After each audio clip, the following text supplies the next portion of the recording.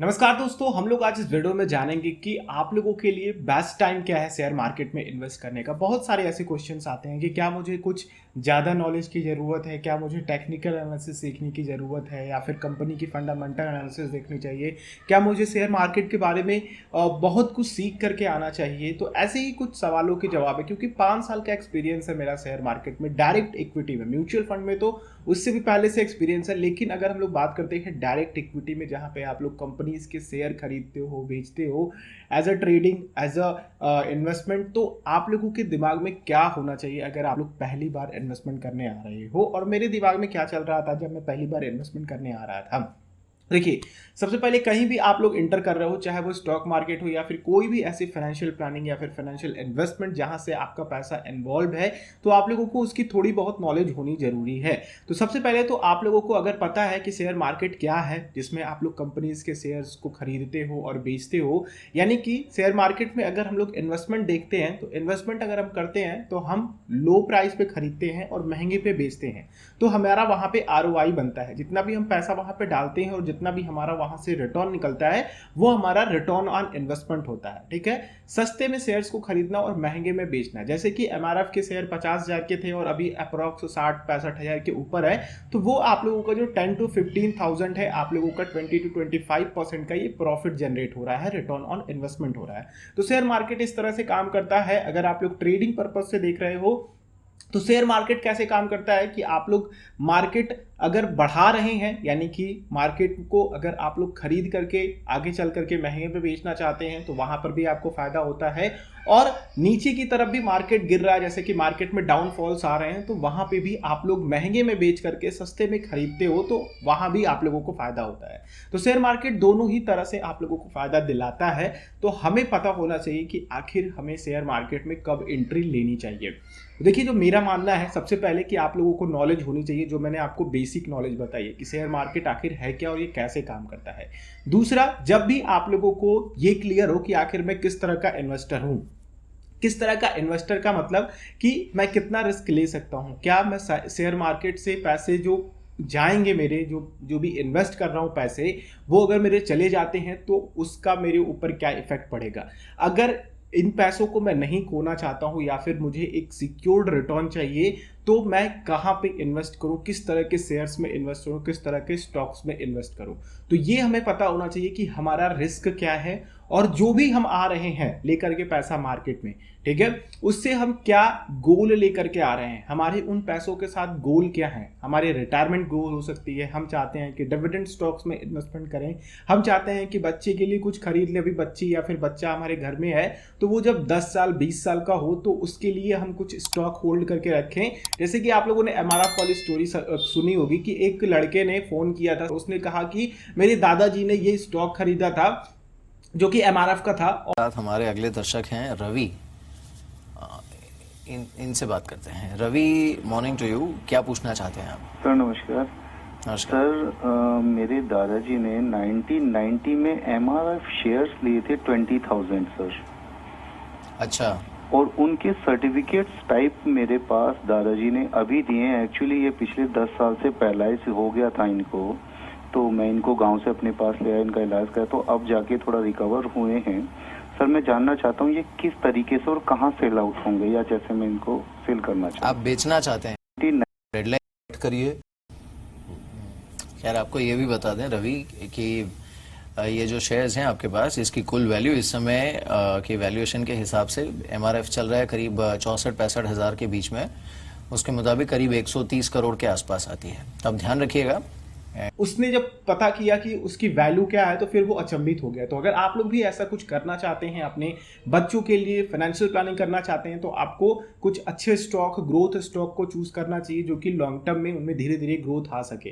ठीक है, ऐसे बहुत सारे स्टॉक हैं जिनमें लॉन्ग टर्म में ग्रोथ आती रहती है। डिविडेंड स्टॉक्स क्या होते हैं कि वो एक प्राइस पे अप्रॉक्स उसी के आसपास घूमते रहते हैं। जैसे कि हमारा आईटीसी हो गया, पिछले कई सालों से एक ही जगह घूम रहा है, 200 के आसपास घूम रहा है। ठीक है, तो इस तरह के जो स्टॉक्स होते हैं उनमें पोटेंशियल बढ़ने की कम होती है, लेकिन जो अर्निंग होती है वो अपने शेयर होल्डर्स के साथ डिस्ट्रीब्यूट कर देती है। तो मार्केट में इस तरह के भी शेयर्स हैं, इस तरह की भी प्लानिंग्स आप लोग कर सकते हैं। रिटायरमेंट प्लानिंग कर सकते हैं, बच्चे की एजुकेशन की प्लानिंग कर सकते हैं, बच्चे की मैरिज के लिए प्लानिंग कर सकते हैं, आपके फ्यूचर में आपके बच्चे की शादी होगी तो उसके लिए भी प्लानिंग कर सकते हैं। तो आपको ये पता होना चाहिए कि आप शेयर मार्केट में आ रहे हो तो किस गोल से आ रहे हो। और ये वाला दोस्तों काफी इंपॉर्टेंट है, जिसमें आपको टाइम होराइजन डिसाइड करना होता है, खास करके ये इन्वेस्टर्स के लिए है। अगर आप शेयर मार्केट में आ रहे हो और कोई भी स्टॉक को चूज कर रहे हो, चाहे वो ग्रोथ हो चाहे डिविडेंड हो, अगर वो स्टॉक आपके लिए कुछ इंपॉर्टेंट रखता है, कुछ गोल्स रखता है, तो वो गोल्स कब तक कंप्लीट होंगे। जैसे कि आपके बच्चे की शादी आज से 15 साल बाद होने वाली है, आज से 20 साल बाद करने वाले हैं, या फिर कह लीजिए कि आपकी रिटायरमेंट प्लानिंग कर रहे हैं, तो उसमें क्या आप लोगों को पैसा चाहिए, उसमें कितना रिटर्न आप लोगों को चाहिए, तो ये आप लोगों का बड़ा क्लियर होना चाहिए अगर आप एज अ इन्वेस्टमेंट पर्पज से देख रहे हो। और इससे होता क्या है कि अगर आप लोग एज अ इन्वेस्टर देख रहे हो और लॉन्ग टर्म में देख रहे हो, तो आप लोगों को यहाँ पे थोड़ा सा ध्यान रख करके स्टॉक्स को चूज करना पड़ता है। ठीक है, तो कभी भी आप इक्विटी से फाइनेंशियल प्लानिंग करो तो आप लोग खास करके ब्रोकरेज की सलाह मत माना करो। लॉन्ग टर्म इन्वेस्टमेंट में आप अपनी खुद की फंडामेंटल एनालिसिस करके अपने अकॉर्डिंग टाइम होराइजन जो भी आप देख रहे हो वो आप लोग पिक कर सकते हो। जैसे कि अगर हम लोग देखते हैं कि ऐसे बहुत सारे स्टॉक जो है वो अंडर वैल्यूड हैं, ठीक है, और उनकी वैल्यू जो है आने वाले समय में बढ़ सकती है। अब जैसे जो भी इन्वेस्टर्स हैं उनको अगर देखा जाए तो कैसे चूज करें स्टॉक्स को, अगर हम एज अ ट्रेडिंग या फिर इन्वेस्टिंग देख रहे हैं, ठीक है, तो मैं एक छोटा सा एग्जांपल बता देना चाहता हूं। बाकी ये काफी ब्रॉड टॉपिक है कि स्टॉक को कैसे चूज करा जाए। देखिए यहाँ पे इंडिया में अभी लॉकडाउन था, काफी लगभग समझ लीजिए कि 1 साल से लॉकडाउन के आसपास ही हम लोग घूम रहे हैं। तो यहाँ पे क्या था कि बहुत सारी ऐसी कंपनीज थी जो लॉकडाउन में काफ़ी अच्छा कर गई, जैसे कि फार्मा कंपनीज हैं, ठीक है, क्योंकि ये महामारी थी तो फार्मा कंपनीज के डिमांड काफ़ी ज़्यादा थी, क्योंकि उनके लिए ये सेक्टर खुला हुआ था, चाहे वो दवाइयों की दुकान हो या फिर हॉस्पिटल्स हो, उनमें काफ़ी अच्छी ग्रोथ हुई। वहीं पर दूसरी चीज़ें इसेंशियल प्रोडक्ट्स वाले, जैसे कि आप लोगों के अंडर गारमेंट्स बनाने वाली कंपनीज जैसे कि रूपा, इस तरह की जो कंपनीज थे उनमें काफ़ी अच्छी ग्रोथ देखने को मिली।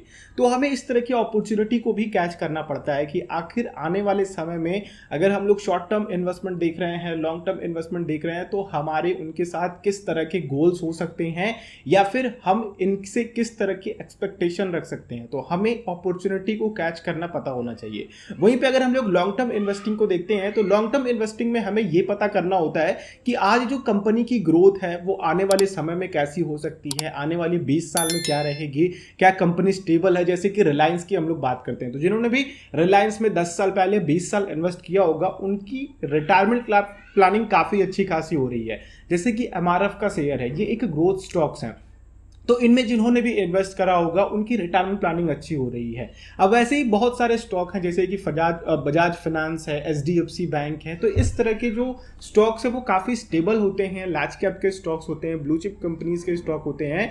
तो ये धीरे धीरे आपको लॉन्ग टर्म में काफ़ी अच्छी ग्रोथ के साथ इन्फ्लेशन को बीट करते हुए आरओआई भी देते जाते हैं। बीच बीच में कभी कभी आपको डिविडेंड दे दिए, स्टॉक स्प्लिट हो गए, तो इससे आप लोगों को रिटायरमेंट प्लानिंग में काफ़ी मदद मिलती है। तो आप लोग कभी भी लॉन्ग टर्म इन्वेस्टमेंट होराइजन को देख रहे हैं, लॉन्ग टर्म होराइजन है आपका, तो आप लोग इस तरह की प्लानिंग करें। खास करके आप उन स्टॉक्स को, उन सेक्टर को फोकस करें जो लॉन्ग टर्म में आपको बेहतर रिटर्न दिला सकता है या फिर जो लॉन्ग टर्म में स्टेबल रह सकते हैं। रिटर्न को आप छोड़िए, आप कंपनीज को ऐसे चूज कीजिए जो लॉन्ग टर्म में सर्वाइव कर सकती हैं, ठीक है, जो कोविड में सर्वाइव कर गई वो लॉन्ग टर्म में भी सर्वाइव कर जाएंगी। तो ये कुछ चीजें हैं जो आप लोग ध्यान में रख करके लेंगे तो आप लोग इन्वेस्टमेंट करना स्टार्ट कर सकते हैं स्टॉक मार्केट। अब लास्ट के 2 टॉपिक में आप लोगों से डिस्कस करना चाहूंगा, ये उन लोगों के लिए है जिन लोगों का ये क्वेश्चन है कि आखिर मैं कितना अमाउंट लेकर के शेयर मार्केट में आऊं या फिर शेयर मार्केट में इन्वेस्ट करूं। और दूसरा टॉपिक इसी में रहेगा कि ट्रेडिंग करें या फिर इन्वेस्टमेंट करें, ठीक है। तो सबसे पहला हम लोग लेते हैं यहाँ पर कि आप लोगों को कितना कैपिटल लेकर के शेयर मार्केट में आना चाहिए। देखिए, अगर आपने अपने लिए इमरजेंसी फंड बना लिया है, आपने अपने पूरे एक्सपेंसेस को साइड में रख लिया है और आप पिछले 6 से 8 महीने तक पैसा जोड़ रहे हैं कि हमें शेयर मार्केट में डालना है, तो आप इस तरह के पैसों को डाल सकते हैं। या फिर जो लोग एज अ एसआईपी के थ्रू या फिर कह लीजिए कि किसी स्टॉक में वो मंथली इन्वेस्ट करना चाहते हैं जब भी सैलरी आ रही है, तो आपको ऐसे ही पैसे को उनमें डालना चाहिए जिन पैसों के जाने से या फिर उनके अगर थोड़े नेगेटिव रिटर्न हुए, जाने का मतलब है कि स्टॉक की प्राइस जीरो नहीं हो जाने वाली है, ठीक है। अगर आप ऐसे स्टॉक को चूज करते हैं, पेनी स्टॉक को चूज करते हैं, तो उसके खुद आप जिम्मेदार होइए। यहाँ पे हम लोग बात कर रहे हैं ग्रोथ स्टॉक के, डिविडेंड स्टॉक के, जो काफी स्टेबल स्टॉक्स हैं, ठीक है, उनकी हम बात कर रहे हैं। तो अगर उनके अगर रिटर्न्स भी कम आते हैं, जैसे कि आपने 200 पे आईटीसी को खरीदा, अगर वो 190 हो जाता है तो आप लोगों को बहुत ज़्यादा फर्क नहीं पड़ता है, ठीक है। तो आप कुछ ऐसे पैसे लेकर के कुछ स्पेसिफिक स्टॉक में इन्वेस्ट कर सकते हैं हर महीने, जिससे कि आपकी रिटायरमेंट प्लानिंग हो सकती है। ये बिल्कुल बिगनर्स के लिए है, उनको ज़्यादा हर्डल लेने की जरूरत नहीं कि अरे यार मैंने आइडिया में इतना डाल दिया होता, 3 रुपये पे खरीदा होता तो आज आइडिया 8 रुपये का है, काश मैं इसमें 1 करोड़ रुपए डाल दिया होता तो मेरा इतने करोड़ रुपए हो जाते, मैंने अडानी गैस को मिस कर दिया यार, अगर मैंने इसमें इन्वेस्ट किया होता ना कि उस स्टॉक में, तो मुझे इतना पैसा मिल जाता। तो आपने मिस किया, इसमें पछताने की जरूरत नहीं है। आपने क्यों मिस किया, क्या अपॉर्चुनिटी आपने नहीं देखी, वो आपको देखना है कि आने वाले कौन से स्टॉक में या फिर किस स्टॉक में आप उस तरह की अपॉर्चुनिटी देख सकते हो। तो आपको सीखना है ना कि पछताना है, इस बात का आप लोग जरूर ध्यान रखिएगा। तो अब हम बात करते हैं ट्रेडिंग या फिर इन्वेस्टमेंट। देखिए ट्रेडिंग और इन्वेस्टमेंट दोनों ही डिफरेंट चीजें हैं। ट्रेडिंग आप लोग कमोडिटीज में करते हो, ट्रेडिंग आप इक्विटी में करते हो, डेरिवेटिव में करते हो, इनके लिए अलग अलग फंडाज हैं, ठीक है। अगर आपको ट्रेडिंग करके डेली बेसिस पे या फिर मंथली बेसिस पे या फिर वीकली एक्सपायरीज पे इंडेक्सेस में पैसे कमाने हैं, तो आपको यहाँ पे टेक्निकल एनालिसिस सीखनी पड़ेगी, ठीक है। आपको थोड़ा शेयर मार्केट की क्लासेस लेनी पड़ेंगी, शेयर मार्केट को अच्छे से समझना होगा कि मार्केट कब ऊपर जाएगा, मार्केट के क्या सेंटिमेंट्स हैं, अभी मार्केट में किस तरह के पैटर्न्स बन रहे हैं। यहाँ पे बहुत सारे पैटर्न्स होते हैं, बहुत सारे चार्ट्स होते हैं जिनको आप लोग डेली बेसिस पे एनालिसिस करते हो, ठीक है। अगर आप इंट्राडे ट्रेड कर रहे हो तो वहाँ पे आपको बहुत ज़्यादा नॉलेज की ज़रूरत पड़ती है, आपको बहुत सारे बेसिक्स और बहुत सारे कह लो टेक्निकल नॉलेज होनी चाहिए अगर आप लोग डेली बेसिस पे देख रहे हो। खास करके आपको चार्ट को पढ़ना आना चाहिए, प्राइस एक्शंस को पढ़ना आना चाहिए। तो ट्रेडिंग एक कह लो कि एक बड़ा गेम है, ठीक है, जहां पे आप लोग वनडे में काफ़ी बड़ा अमाउंट भी कमा लेते हो और काफ़ी बड़ा अमाउंट लॉस भी कर देते हो। मैं इस पे एक पेड क्लासेस बनाने वाला हूं, क्योंकि पेड क्लासेस की वैल्यूज होती हैं जिनको आप सीख सकते हो, समझ सकते हो। उसकी वैल्यू काफ़ी कम रखूंगा मैं, जिससे कि हर कोई ज्वाइन कर सके, एटलीस्ट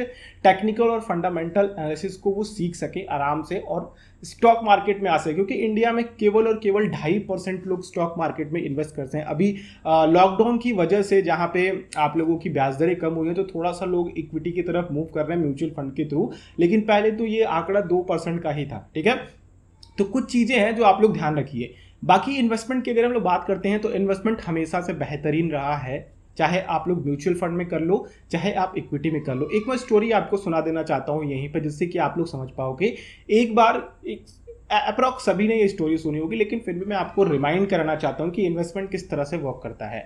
एक बार एक तरफ बैठाया गया लगभग 3 सीएस को, काफ़ी वेल एजुकेटेड सीएस को, और 3 बंदरों को बैठाया गया, ठीक है। उन 3 बंदरों को कहा गया, रैंडमली कहा नहीं गया कि उनके सामने कुछ स्टॉक रखे गए और उन्होंने चूज कर लिया। वही कुछ स्टॉक दिए गए, जो सेम स्टॉक बंदरों को दिए गए थे, जिनकी लिस्ट दी गई थी, वही उन सीएस को, चार्टेड अकाउंटेंट्स को भी दी गई कि आप इनकी फंडामेंटल, टेक्निकल, जो भी जिस भी तरह से हो, आपकी जितनी भी नॉलेज हो उसके हिसाब से आप स्टॉक्स को चूज करो। तो उन्होंने 3 बढ़िया स्टॉक निकाल करके दिए कि हाँ ये बेहतरीन हो सकते हैं, और वहीं पे बंदरों ने 3 बेहतरीन स्टॉक निकाल करके दिए अपने हिसाब से, जो बेहतरीन वो चूज कर सकते थे, जो भी उनको अच्छा लगा वो दिया उन्होंने। सबके 3-3 स्टॉक्स को रखा गया और आने वाले 10 साल बाद देखा गया तो जो बंदरों ने चूज करा था स्टॉक्स, उनकी काफ़ी अच्छी वैल्यू थी एज कम्पेयर टू जो सीएस, जो चार्टेड अकाउंटेंट थे, जिन्होंने काफ़ी फंडामेंटल को रिसर्च किया, काफ़ी टेक्निकल को एनालिसिस किया वहाँ पे। तो देखिए यहाँ पे आपको बहुत ज़्यादा टेक्निकल एनालिसिस, फंडामेंटल एनालिसिस की जरूरत नहीं पड़ती है अगर आप एज अ इन्वेस्टर देख रहे हो, ठीक है। आपको बस केवल ऐसे सेक्टर्स को फाइंड करना होता है जिनकी फ्यूचर में ग्रोथ हो सकती है। आपको ऐसे प्रोडक्ट ओरिएंटेड कंपनीज को देखना होता है जो कि अभी कर रही हैं अच्छा और आने वाले समय भी अच्छा कर सकती है, उनके पास्ट भी अच्छे रहे हैं। तो आई होप आप लोगों को ये बेहतरीन चीज़ें पता चली हैं। ये मेरे लगभग 5-5.5 साल का एक्सपीरियंस है इक्विटी का, जो मैंने आपको बताया कि आपको शेयर मार्केट में कब आना चाहिए, कितना पैसा लेकर के आना चाहिए।